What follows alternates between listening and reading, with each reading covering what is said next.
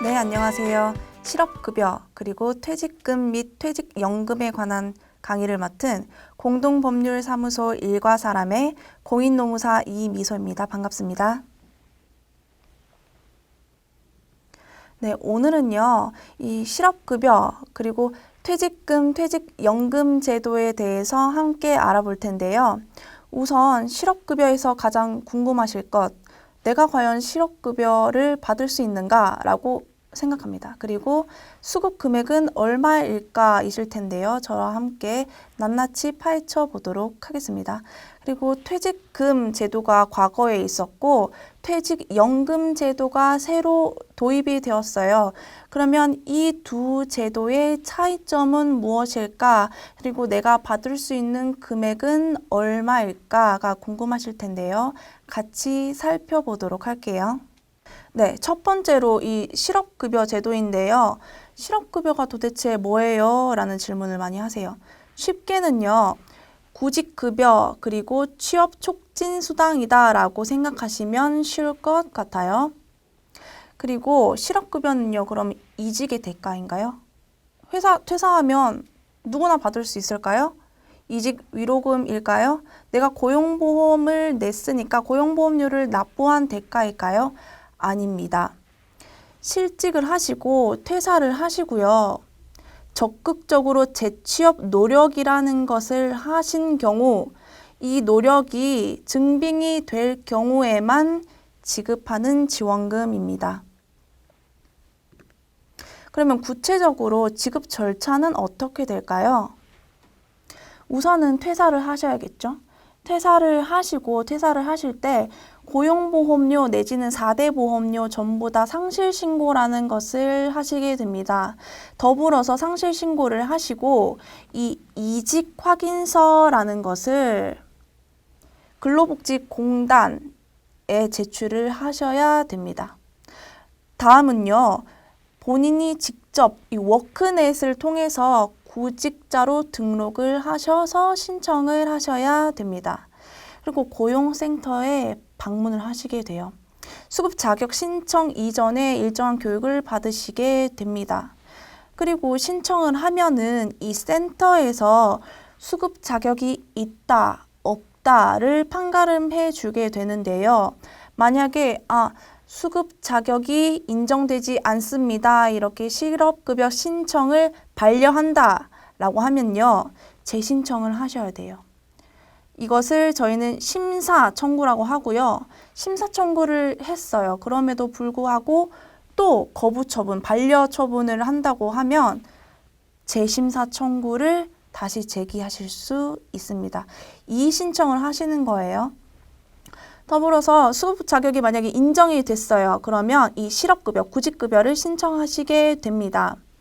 신청하실 때는요. 센터마다 다른데 수급 자격이 있다라고 하면 매 1주나 3주 혹은 4주마다 센터를 방문하거나 아니면은 온라인 등으로 신청을 하셔야 됩니다. 그리고 이 구직 활동을 하실 때 새로운 직장을 구하실 때 좀 예상보다 빨리 취업을 하시게 된 경우는요. 조기 재취업 수당이 지급됩니다. 그리고요. 내가 거주하는 지역 이상으로 광역적으로 구직 활동을 하시게 되면 광역 구직 활동비를 지급받으실 수 있고요. 그리고 취업이 됐는데 다른 지역으로 이사를 가셔야 돼요. 이 경우에는 이주비, 이 이사비도 받으실 수 있습니다. 그리고 몸이 아파서 상병에 처하게 돼서 구직 활동이 불가능한 경우에는요. 상병급여도 지급받으실 수가 있어요. 그리고 만약에 노력을 무수히 하였는데도 불구하고 취업이 안 되신 분들은요. 이 구직급여를 연장하셔서 신청하시면 연장된 구직급여를 받으실 수도 있습니다. 신청 요건은 어떻게 될까요? 우선은 신청 기간은요.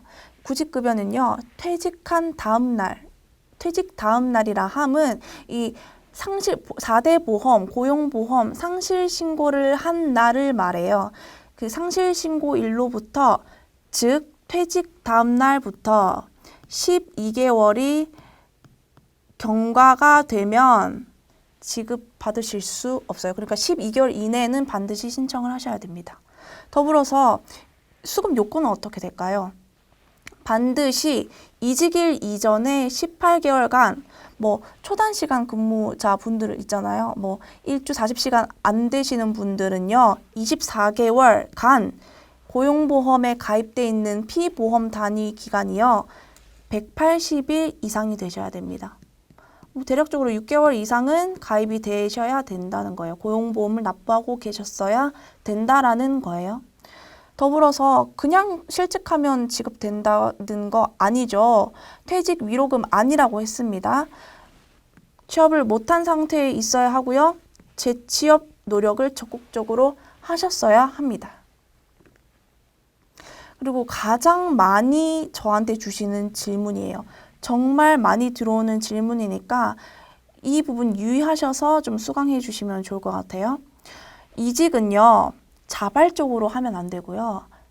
회사가 나가라 해서 나간 거여야 돼요. 그러니까 자발적인 이직 안 되고요. 비자발적으로 내 의사와 반대되게 실업, 퇴직하셨어야 합니다. 다만 일정한 경우에는요. 이러한 경우에는 인정한다. 자발적인 이직이라도 실업급여 드릴게요 라는 경우가 있습니다. 같이 살펴보시죠. 이런 경우가 있어요. 제가 지금부터 말씀드리는 사유가 이직일 전 1년 내에 2개월 이상, 2회 이상 발생한 경우였어야 합니다. 어떠한 경우냐면요. 실제 근로조건이요. 채용 시에 제시되었던 근로조건보다 실제 근무하니까 훨씬 저하가 된 거예요. 채용 시에는 300만 원을 제시했다가 실제로는 예상치 못하게 제 의사와 무관하게 낮아지게 된 경우들이 있겠죠. 이 경우에도 1년 내에 1회 안 되고요. 2개월 이상 발생한 경우에 실업급여를 수급받으실 수 있습니다. 그리고 임금도요. 매월 안 주고 연장되고 체불되고 하는 경우도 2회 이상, 그리고 최저임금 미지급 되시는 경우도 2개월 이상이 발생하셔야만 수급 가능합니다. 이런 차별 대우 많이 받으시죠. 특히 지금 이 노조 조합원 분들은요. 차별이라고 생각되는 처우를 많이 받으신 경우가 있을 텐데요. 이 경우에도 정당한 이직 사유다라고 봐서 자발적으로 퇴사를 해도 실업급여를 받으실 수 있습니다. 그리고 차별은요. 이 노조 활동뿐만 아니고 장애, 성별, 종교 등을 이유로 불합리한 차별이다라는 판정을 받으면 실업급여 수급 대상이 됩니다. 성적인 괴롭힘이나 성폭력, 성희롱 등의 사유에 해당된 경우에도 퇴사를 한다면 실업급여 받으실 수 있겠죠.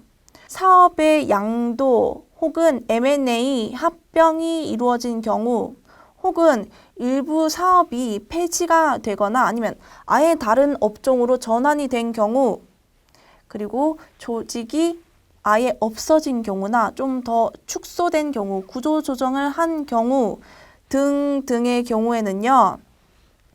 이 경우에 해당되고 사업주가 퇴직하시면 어떻겠어요? 퇴직을 권고받고 아니면 희망퇴직자를 모집하고 이러한 경우로 인해서 퇴직을 하셨다라면은 사업주의 사정으로 인한 실업이라고 봅니다. 따라서 이 경우에 의한 이러한 사유에 의한 자발적인 이직이라도 실업급여를 수급받으실 수 있습니다. 이런 경우가 있어요. 전보 발령을 받으신 경우나 갑자기 다른 지사로 근무를 하셔야 되는 경우가 있는데 이 경우에도 통근이 곤란하다라는 사정이 인정이 된다면 실업급여 수급받으실 수 있습니다. 그런데요. 구체적으로 그냥 왕복이 1시간 걸린다? 좀 부족해요. 왕복이 최소 3시간은 걸려야지만 자발적인 이직 시 실업급여를 받으실 수 있습니다. 그리고 부모님이나 내 가족들의 질병, 부상이 생긴 경우에 내가 간호를 해야 되는 경우가 있을 수 있어요. 이 경우에도 30일 이상은 간호를 해야 되는 경우다라는 판정이 나오면 플러스 기업이 질병 휴가나 휴직, 돌봄 휴가 부여가 불가능한 경우 이 두 가지 요건을 가출 시에만 자발적인 이직을 하시더라도 실업급여 받으실 수 있습니다. 또한 이런 경우들 굉장히 많아요. 뭐 화력발전소나 위험한 곳에서 근무하시는 분들, 이 사업장에서 중대재해가 발생했어요. 예를 들면 사망사고라든지 발생을 했고 고용노동부 장관이 이 재해와 관련해서 시정명령까지 부여를 했습니다. 그런데 한 번 더 재해 위험이 발생한 거예요. 재해 노출이 된 거예요. 이것을 사유로 하면 정당한 이직으로 간주를 해서 실업급여를 받으실 수 있습니다. 체력이 갑자기 부족해지거나 심신의 장애가 발병하거나 시력, 청력, 촉각의 감퇴 등이 신체적으로 변화가 체력이 엄청 저하되는 경우가 있을 수 있어요. 업무를 수행하기 어려운 경우여야 하고 플러스 기업이요. 전환이나 휴직 등 대체적인 어떤 보호수단을 강구할 수 없을 때 의사의 소견서가 있다면 실업급여 부여받으실 수 있습니다. 반드시 의사의 소견서가 필요해요. 임신, 출산을 이유로 만 8세 이하 또는 초등학교 2학년 이하의 자녀의 육아를 위해서라면요. 그리고 병력법에 따른 의무 복무 기간을 이유로라면요. 사업주가 그 기간 동안 휴가나 휴직을 허용해 줄 수 없어요. 이 경우로 인한 퇴직의 경우에도 실업급여 받으실 수 있습니다. 그리고 이런 경우 계시죠. 정년이 도달하였다거나 계약기간이 만료된 경우도 정당한 이직 사유로서 실업급여 받으실 수 있습니다. 그리고 이 실업급여 수급 문제로서 가장 많이 발생하는 거예요. 사업주가 고용보험에 가입을 안 해줘요. 이 경우에 실업급여 받을 수 있나요? 네, 있어요. 고용보험 피보험 자격 확인 청구라는 게 있는데요. 이 청구가 있는 경우에 이 공단은요, 자체적으로 사실관계가 어떠한지를 검토한 후 3년 이내까지는 소급해서 가입하도록 허용해 줍니다. 아니 그러면 이런 경우는요. 저희 회사는 고용보험 가입도 안 해주고 폐업했어요. 네, 여러분 폐업하셔도 걱정하지 마세요. 이 고용보험공단에서요. 자체적으로 근무 이력을 조사를 합니다. 그리고 객관적인 자료들 등을 통해서 뭐 예를 들면은 뭐 근로계약서라든지 아니면 입출금 통장 내역서 등을 통해서 아, 이분은 이때부터 이때까지는 근무를 하셨구나라는 게 객관적으로 확인이 된다라면 소급 가입해서 구직급여를 받으실 수가 있습니다.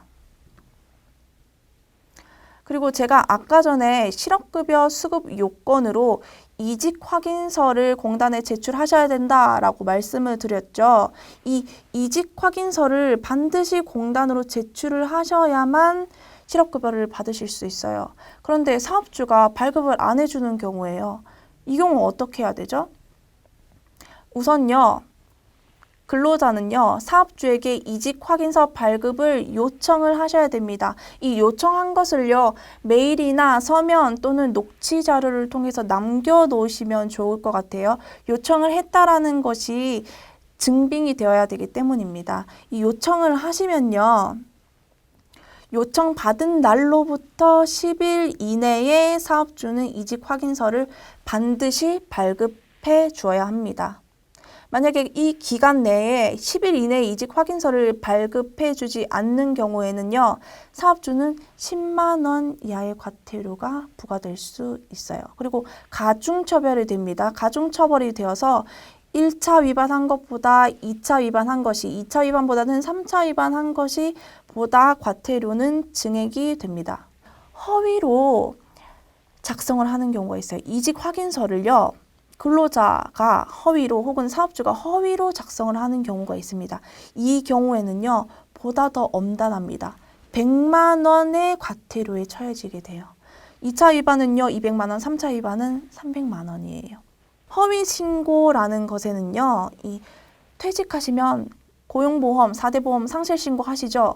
이 상실신고서 내에 기재되어 있는 내용과 이직 확인서상 기재되어 있는 내용이 다르다라는 경우에도 허위 신고, 허위 작성에 해당될 수 있다는 점 반드시 유의해 주시면 좋겠습니다.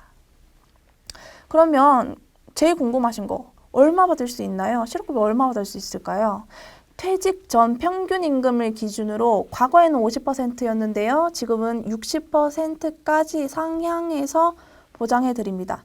그리고 실업급여는요, 보장받으실 수 있는 기간이 중요해요. 이 평균 임금의 60%를 소정급여 일수 기간만큼 부여해 드립니다.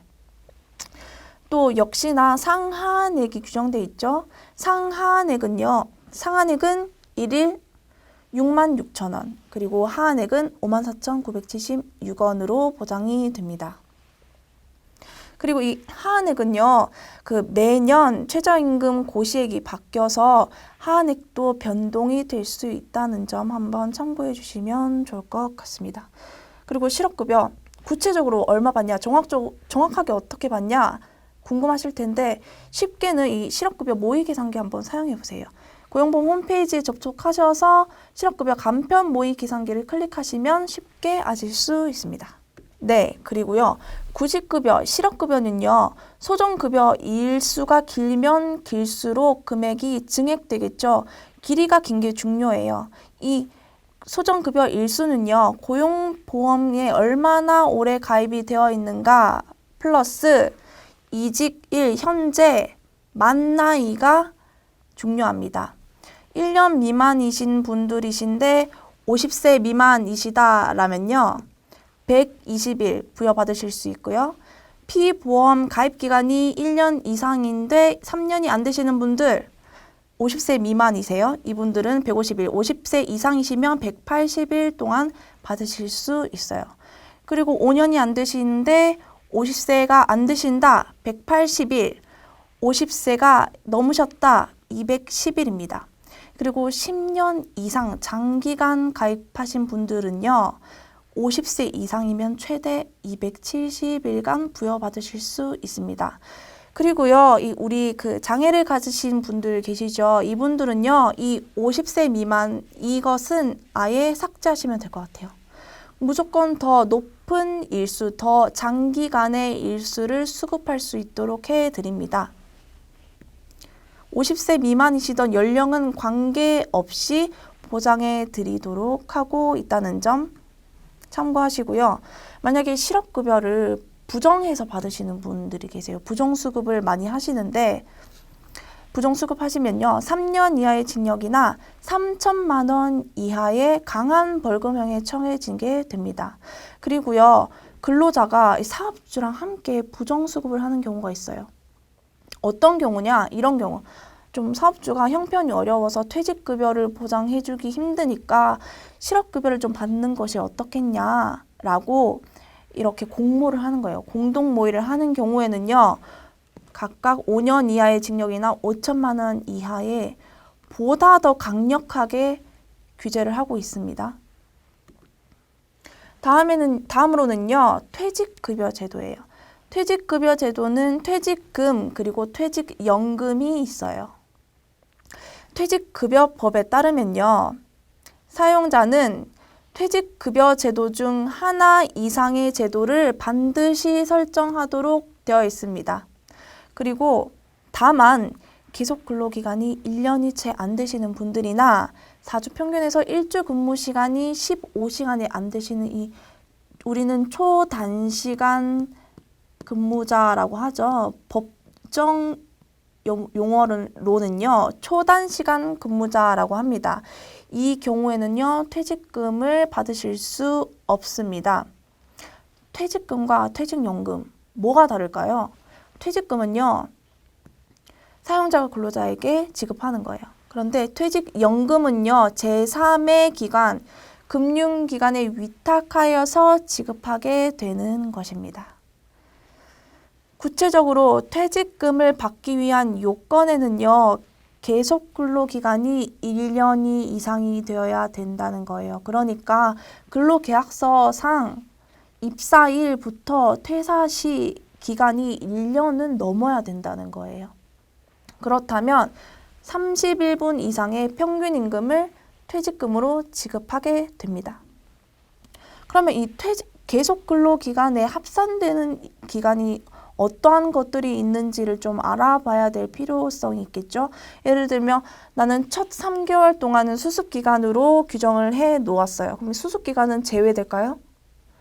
그렇지 않습니다. 수습기간도 포함해서 산정을 하게 되고요.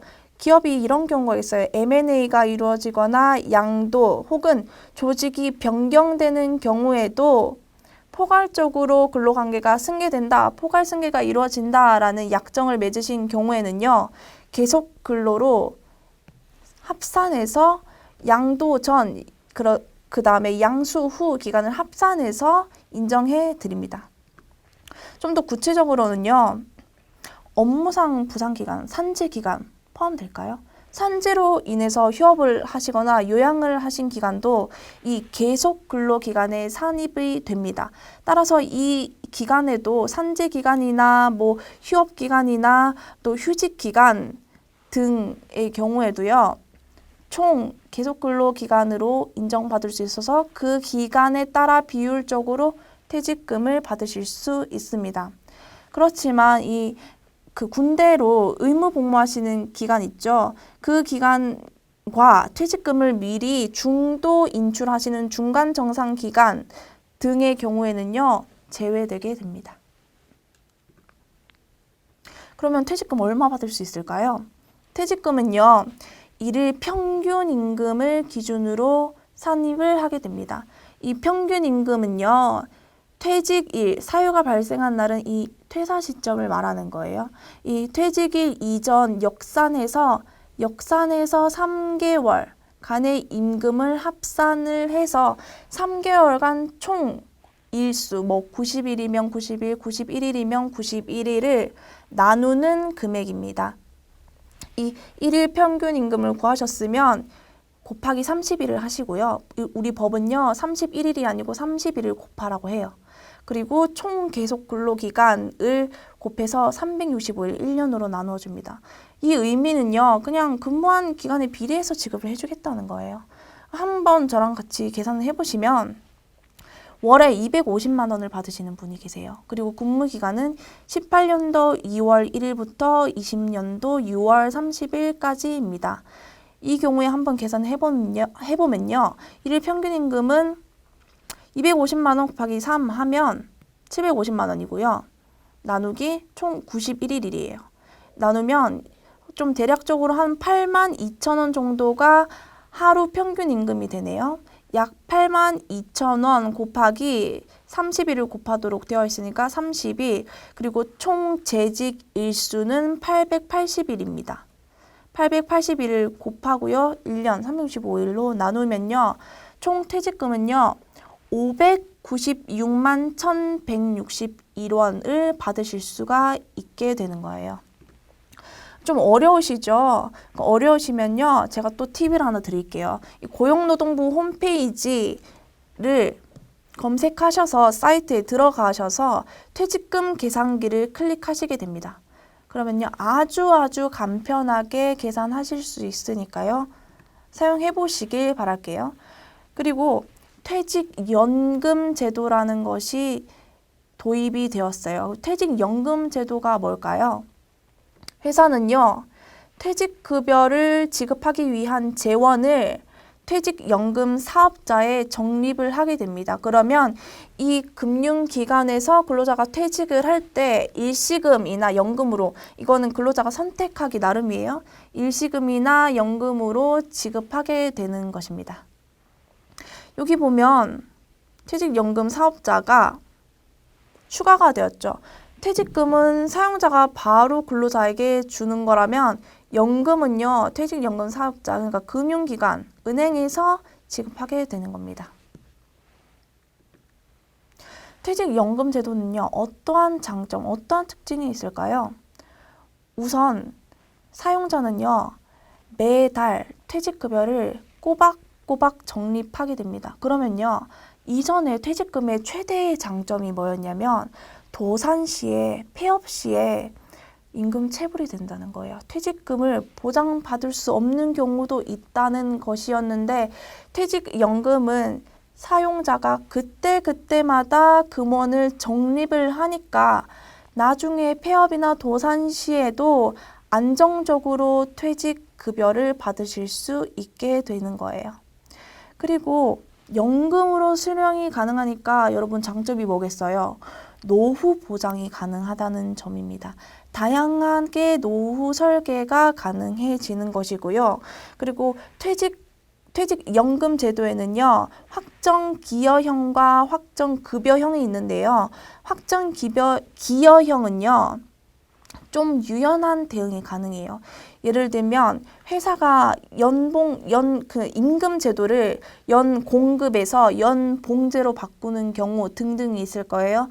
이 경우에 이 DB형은요, 이 변화에 맞추어서 유연하게 변경을 할 수가 있다는 큰 장점이 있습니다.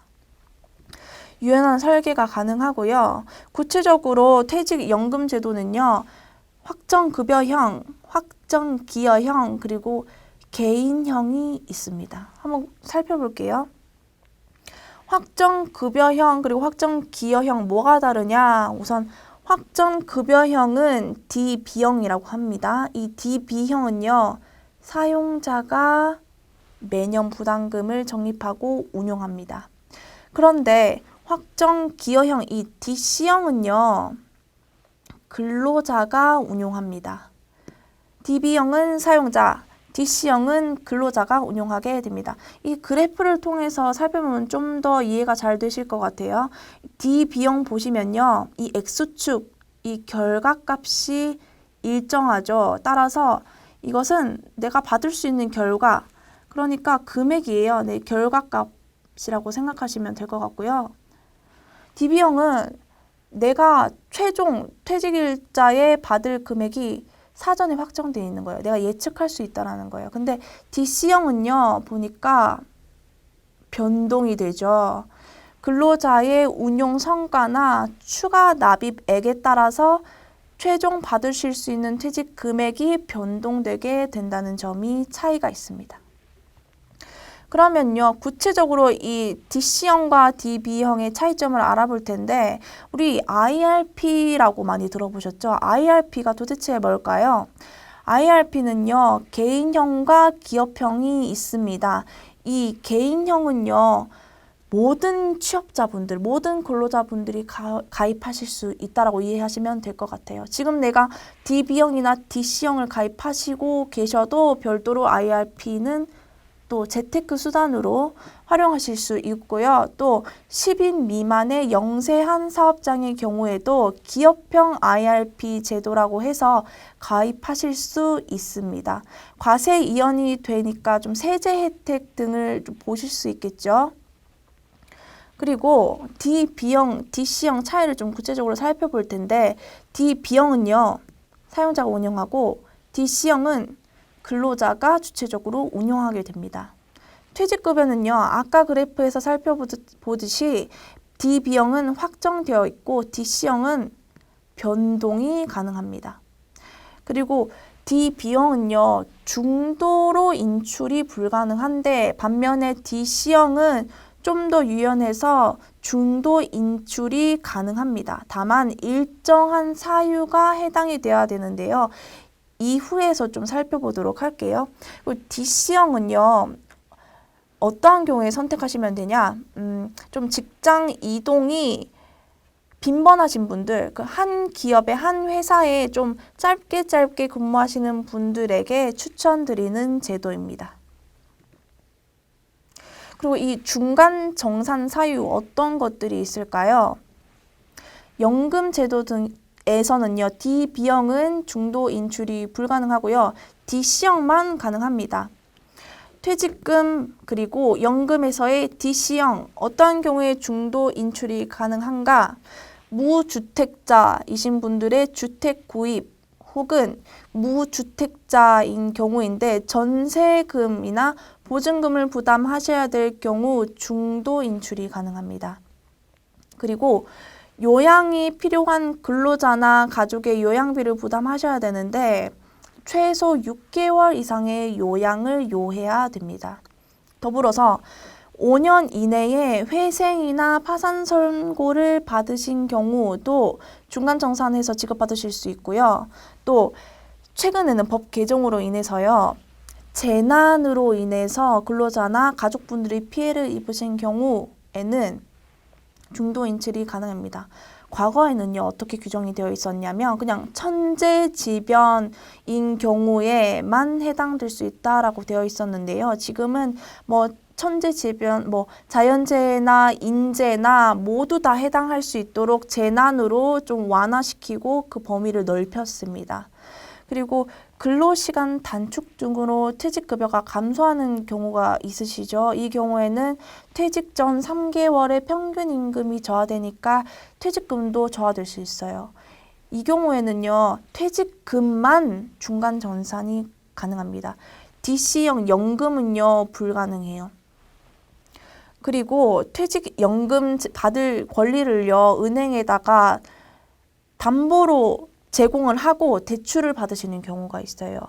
이 경우에 그 대출 원리금을 상환하고자 하시는 경우 퇴직금 그리고 DC형 연금 중도 인출이 가능합니다. 이거 정말 최근에 11월 3일자로 개정된 따끈따끈한 사항입니다. 그런데요, 이 중간 정산을 신청했다고 해서 우리 사업주는 반드시 응해줄 의무는 없는 것이니까 사업주랑 원만한 합의로 해결하시는 것이 좋을 것 같아요. 그리고 하나 더 당부드리는 말씀은 중도 인출을 하시게 되면 최종 퇴사 시점에서 받으실 수 있는 퇴직 금액이 당연히 줄어들 수가 있겠죠. 이런 문제들이 발생 많이 합니다. 그러니까 사업주가 저 때문에 뭐 한 100만 원 정도 손해가 발생을 했대요. 그럼 퇴직금에서 이를 삭감하고 준다는데 가능한가요? 저 어떻게 해야 되죠? 여러분, 절대적으로 불가능합니다.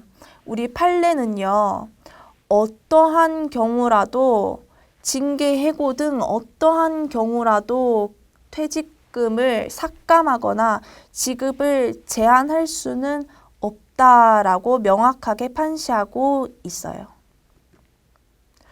더불어서 이런 경우들도 정말 많습니다. 아니, 퇴직 시점 돼서 퇴직금 청구했더니 사업주가 이렇게 얘기해요. 아니, 뭐 A씨 이미 월급에 퇴직금 다 포함된 거 몰라? 그러니까 뭐죠? 이미 다 줬어. 월급에 들어있는 거야 라고 말합니다. 이 경우에 어떻게 하셔야 될까요? 여러분, 받으실 수 있습니다. 퇴직금은요, 퇴직 당시에 발생하는 권리예요. 그런데 월급에 퇴직금을 포함해서 지급했다? 성립될 수가 없는 거예요. 월급은 퇴직일 이전에 지급한 것이니까 퇴직금이 결코 될 수가 없는 것입니다. 따라서 만약에 사업주가 이를 위반을 해요. 이 경우에는요, 근로자 퇴직급여 보장법에 의해서요, 3년 이하의 징역 또는 2천만 원 이하의 벌금에 해당될 수 있습니다. 라고 말하시면 좋을 것 같아요. 그리고 이런 경우들도 있습니다. 퇴직금 포기 합의서를 사전에 쓰시는 거예요. 이 경우에 이 합의서의 효력이 문제되는 경우가 아주 많은데요. 결론만 말씀드리면 절대 효력이 없습니다. 여러분, 아까 제가 말씀드렸다시피 퇴직금은 사후에 발생하는 권리이고요. 이 권리를 사전에 미리 포기한다? 성립할 수가 없습니다. 우리 판례도 보면요, 이 최종 퇴직 시 발생하는 퇴직금 청구권을요, 사전에 포기한다는 합의는요, 강행법규 위반이라서 절대적으로 무효다라고 판시하고 있어요. 그러면요, 퇴직금을 사업주가 어떠한 이유로든 미지급하는 경우에 어떻게 대응을 할 수 있을까요? 우선은 우리 근로기준법에 따라서 퇴직을 하시게 되면 14일, 약 2주 이내에 모든 금품을 청산해서 근로자에게 지급을 하도록 되어 있습니다. 그런데 예외적으로 근로자와 사업주 간 합의가 있으면 연장해서 뭐 한 달이면 한 달이던 이렇게 연장해서 지급을 할 수도 있겠죠. 그리고요, 퇴직금 소멸시효가 있어요. 그러니까 뭐 노동청이든 뭐 어디든 간 퇴직금을 지급 소송이나 청구, 진정을 넣으실 때에 반드시 3년 이내에는 신청을 하시길 바랄게요. 아니, 최대한 빨리 신청을 하시길 바랄게요. 왜냐하면 퇴직금은요, 3년이 되면 퇴직 다음 날부터 3년이 되면 소멸이 됩니다. 따라서 하루빨리 법적인 대응 절차를 구제 신청을 하시면 좋겠습니다. 구체적인 구제 방법으로는요, 노동청에다가요, 그러니까 사업장 관할 노동청에다가 임금 체불, 퇴직금 체불 진정을 제기하시는 겁니다. 직접 방문해서 민원을 진정을 제기하실 수도 있고 인터넷으로 온라인으로 진정을 제기하시는 방법도 있고요. 아니면 팩스로도 신청을 하실 수 있습니다. 그리고 만약에 이 기업이 도산을 한 경우에는요, 체당금을 신청하시면 될 것 같아요. 그리고 만약에 그러니까 벌칙 규정을 위반한 경우다라고 근로감독관이 판단하면요, 형사처벌에 해당될 수 있으니까요, 검찰의 사건을 송치하게 됩니다. 그리고 뭐 근로감독관이 퇴직금품 확인원, 그러니까 임금이나 퇴직금을 체불금품 확인원이라는 것을 발급을 해주면요, 이것을 가지고 민사소송을 통해서 지급받으실 수 있어요. 지급 청구를 하시면 돼요. 그리고 혼자 이런 법률적인 구제 신청이나 소송을 하시기는 굉장히 부담스러우실 거예요. 따라서 제가 좀 도움이 되는 제도를 소개를 해드리려고 합니다. 법률구조제도가 있고요. 소송구조제도가 있습니다. 이 대한법률구조공단에서 좀 주관하는 것이 법률구조제도이고요. 법원에서 도움을 주는 것이 소송구조제도입니다. 이러한 1년의 이하의 요건에 해당이 되면요, 무료로 법률 구조나 소송 구조를 받으실 수 있으시는데요. 우선 법률 구조 제도는요, 월 평균 수입이 400만 원 이하가 아니고 미만 등등 요건이 있어요. 이거 사이트를 한번 접속해 보시면 아실 수 있으실 텐데요. 이러한 경우이고 또 외국인도 가능합니다. 해당되는 요건을 가지신 분들은 법률구조제도를 통해서 서면 대리 작성이라든지 법률구조를 신청하실 수 있습니다. 무료로 도움을 받으실 수 있어요. 그리고 소송은요, 소송구조제도를 통해서 소송 제기와 동시에 신청을 하시거나 아니면 소송 제기 후에 신청을 하시면요, 이 재판을 받을 권리를 보장을 해줍니다. 다만 이 패소할 것이 법리적으로 명확하지 않으신 경우에는요, 신청하실 수 없습니다. 어느 정도 승소 가능성이 있다라는 경우에만 도움을 드릴 수 있어요. 그리고 나 홀로 소송을 하시는 분들에게 제가 사이트를 하나 소개를 시켜드리도록 할게요. 대한민국 법원에서의 나 홀로 소송 사이트와 법제처 찾기 쉬운 생활법령 정보를 검색하신 후에 나 홀로 민사소송 칸을 클릭하시면요, 무료로 법률적인 지식 등 절차 등을 제공받으실 수 있을 것 같아요. 네, 이상으로 제 강의를 마치겠습니다. 감사합니다.